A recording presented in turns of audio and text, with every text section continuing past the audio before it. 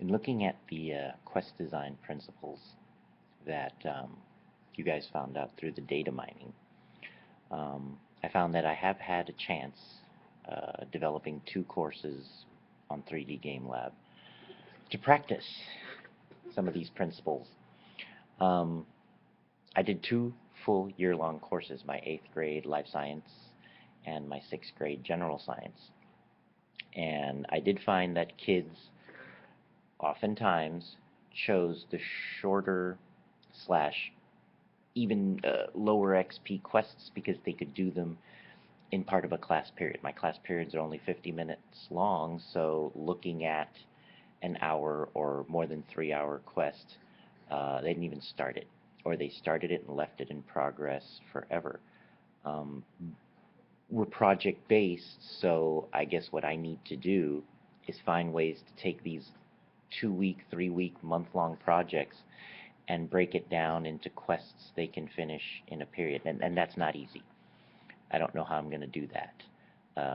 I mean, I can break parts of the projects into pieces, but there are parts that are just going to take days. A lab in a 50-minute period can take 2 or 3 days, but the lab is engaging, and we won't need 3D GameLab when we're working on the lab, so that kind of takes care of itself.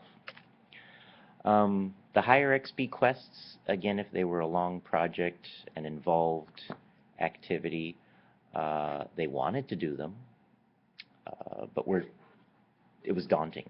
They didn't quite get started or get it done. It wasn't that attractive to my students. Videos, I did include videos. Embedding, I love embedding stuff, so I didn't have a problem with that, and using Web 2.0 tools.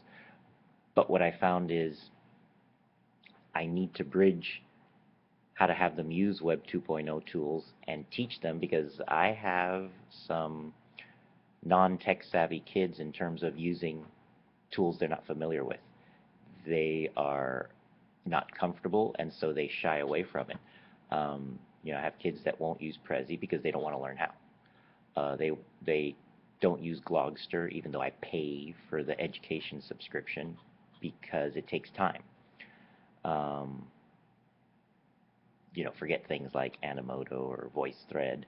If I don't teach them and let them use it during class, then they don't go for it. Google Docs. I have so many kids that are not comfortable with using Google Docs. They prefer Word because it's easy. They'd rather make a poster because it's easy. I had so many kids say, "Can I make a poster instead of make a video?" I was shocked.